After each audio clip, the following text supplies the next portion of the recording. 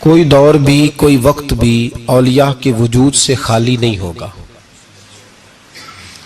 ایک لفظ بعض لوگ بولتے ہیں جو اچھا نہیں ہے، کہتے ہیں جی اس دور میں کوئی نہیں اللہ کا ولی۔ یہ کیسے ہو سکتا ہے؟ یہ کیسے ممکن ہے؟ ہماری پہچانوں میں کمی ہے، توجہ میں کمی ہے، ورنہ ولیوں کا وجود اسلام کی صداقت کی دلیل ہے۔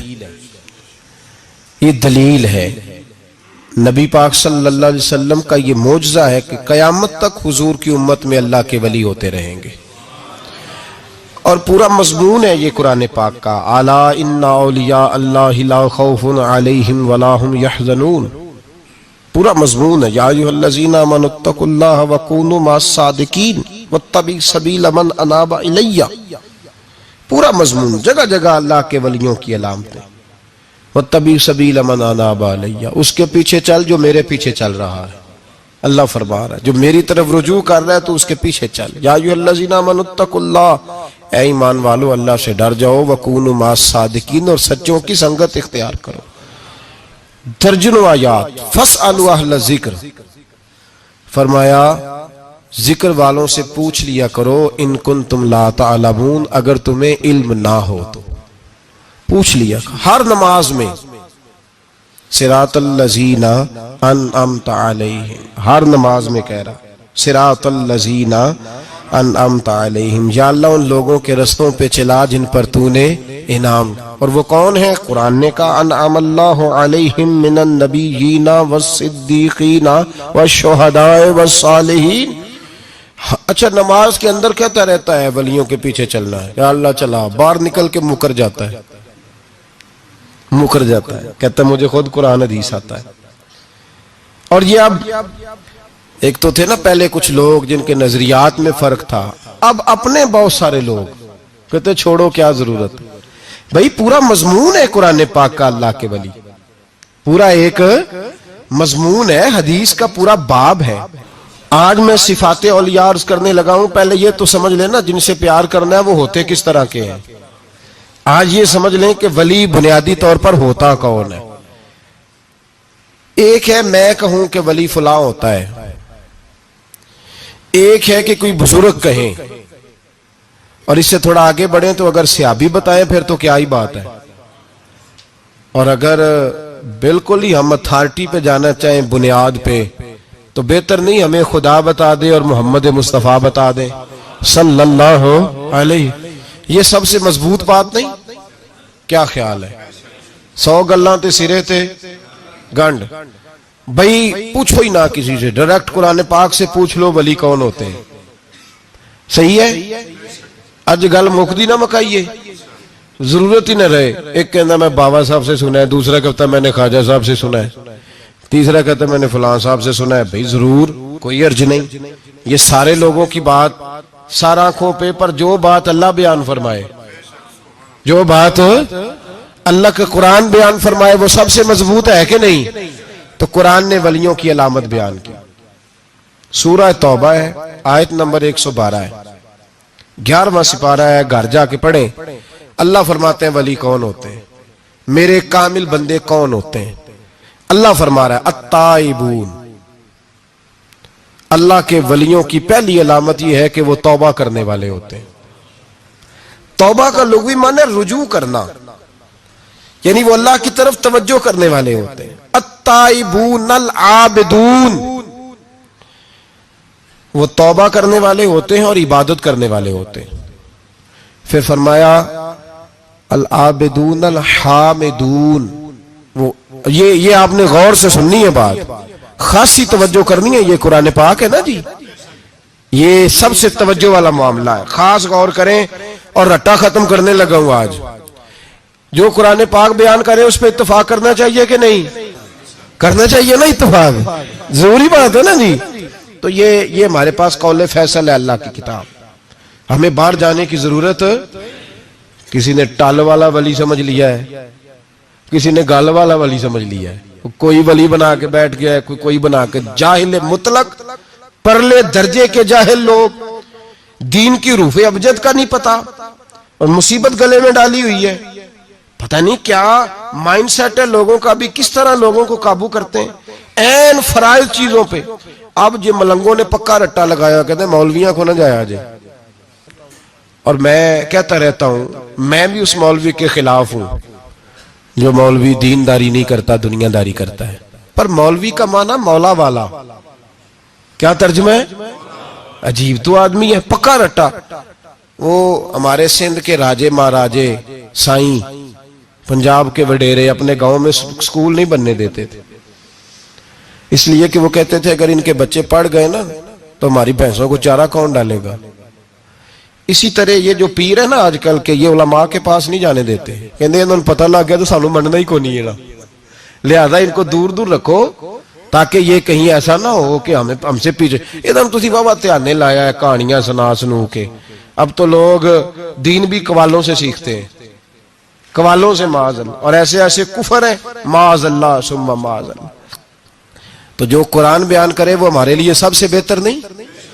تو قرآن مجید نے کہا التائبون العابدون, توبہ کرنے والے, عبادت کرنے والے, حامدون, اللہ کی حمد کرنے والے, سائحون, روزے رکھنے والے. کون جی؟ ولیوں کی علامتیں, روزے رکھنے والے. راکعون ساجدون, رکوع کرنے والے اور سجدے کرنے والے, رکوع کرنے والے اور سجدے کرنے والے. بس توبہ کی, رکوع کیا, سجدہ کیا, نماز پڑھی, عبادت کی, یا اللہ کافی ہے؟ فرمایا نہیں.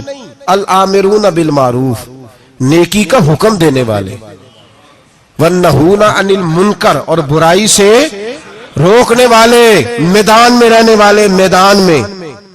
والحافظون لحدود اللہ, نیکی کا حکم دینے والے, برائی سے منع کرنے والے, اور اللہ کی حدوں کی حفاظت کرنے والے. اللہ کی حدوں کی یہ علامتیں بیان کر کے کہا وبشر المومنین, محبوب اپنے ان غلاموں کو میری رضا اور جنت کی خوشخبری سنا دے. محبوب یہ جو تیرے غلام ہیں نا جن میں یہ صفتیں پائی جاتی ہیں, ان کو میری رضا اور جنت کی, یہ توبہ کرنے والے, پھر فرمایا عبادت کرنے والے, اللہ کی حمد کرنے والے, رکوع کرنے والے, سجدے کرنے والے, نیکی کا بولیے اور برائی سے من, اور اللہ کی حدوں کی. محبوب انہیں خوشخبری دو جنت کی. انہیں توبہ, ولی وہ والی توبہ نہیں کرتے جو ہم توبہ کرتے ہیں شب برات کی ساری رات استغفر اللہ, یا اللہ معاف کر دے, چیخوں کی آوازیں مسجد میں, ہر مسجد سے رونے کی آواز. پکی سچی توبہ کر کے شیخ آئے ہیں اور دکان پہ جا کے سویرے جھوٹ بولنا شروع کر دیا. یہ کون سی توبہ ہے؟ یہ مذاق ہے. ساری رات روتا رہا ہے, سویرے دفتر کھولا ہے, فراڈ شروع کر دیا ہے. تم نے توبہ کی ہے؟ حد ہو گئی بھائی, یہ والی توبہ نہیں. ایک توبہ میرے نبی پاک بھی کیا کرتے تھے. بھائی توبہ تو ہے رب سے رشتہ بنانے کا نام. میرے نبی پاک بھی ایک توبہ کرتے تھے. بخاری مسلم میں حضور نے فرمایا میں ایک دن میں 100 مرتبہ استغفار کرتا ہوں. اس کا کیا مطلب تھا؟ امت کو تعلیم دینے کے لیے. یہاں تو میرے طرح کے بہت سارے لوگ جب گفتگو کرتے ہیں تو لگتا ہے اپنے آپ کو بڑا پرہیزگار سمجھتا ہے. بہت سارے لوگ, کبھی کسی کو تکلیف تو نہیں دی, میں نے تو کبھی کسی کا برا نہیں چاہا. جب ہم بات کر رہے ہوتے ہیں تو صرف ہم نیک ہوتے ہیں. اللہ کے بندوں کا یہ طریقہ, ان کا یہ سٹائل نہیں, یہ طریقہ نہیں. حضرت امام احمد بن حنبل فرماتے میں غلام خریدنے گیا.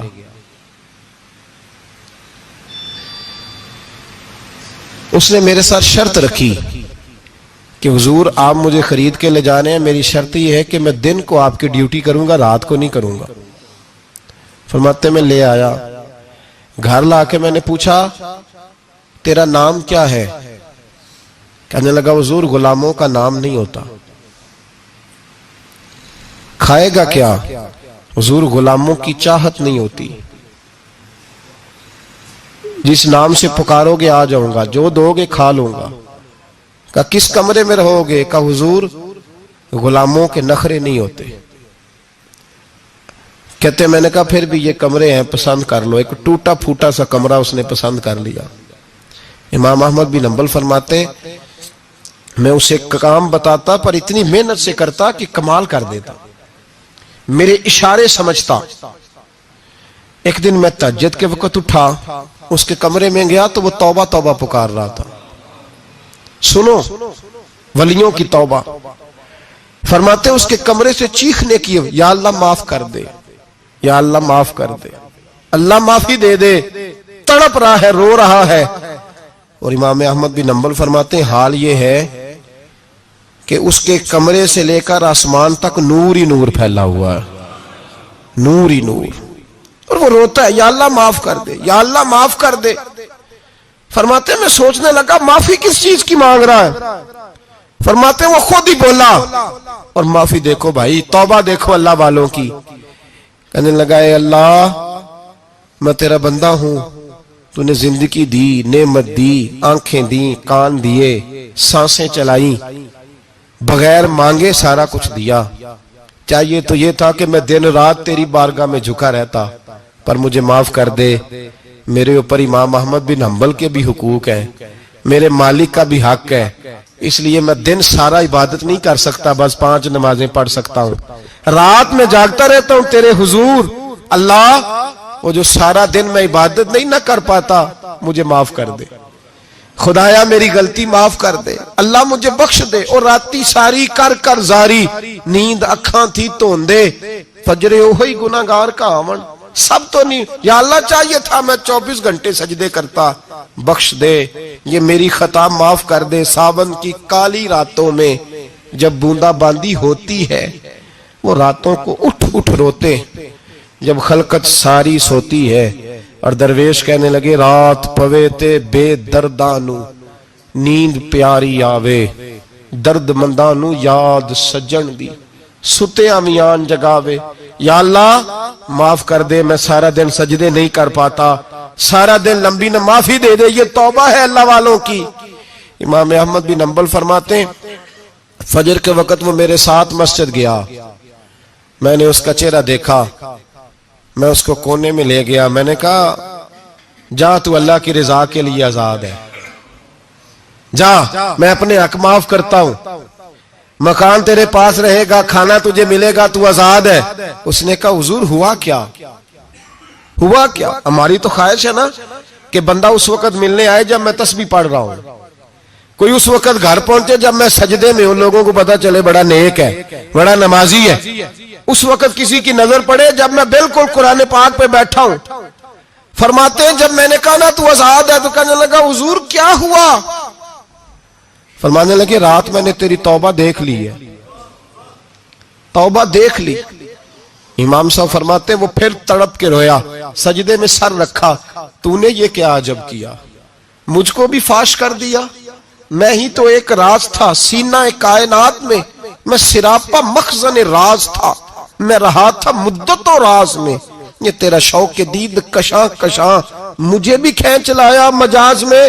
اے اللہ پردہ ہی کھول دیا ہے تو نے، یہ عبادتیں، یہ توبہ، یہ ریاضتیں، یہ تیرا میرا راز تھا، اللہ تو نے پردہ ہی کھول دیے، مہربانی کر مجھے پردہ پوشی عطا فرما، اللہ معاف کر دے، مجھے پردہ پوشی عطا کر۔ حضرت امام احمد بن حنبل فرماتے ہیں سجدے میں اس نے بلند آواز سے اللہ اکبر کہا، پھر وہ گرا، اس کی روح پرواز کر گئی، پرواز کر گئی، چلا گیا، رخصت ہو گیا۔ یہ عاشق کا جنازہ ہے، ذرا دھوم سے نکلے، محبوب کی گلیوں سے ذرا گھوم کے نکلے۔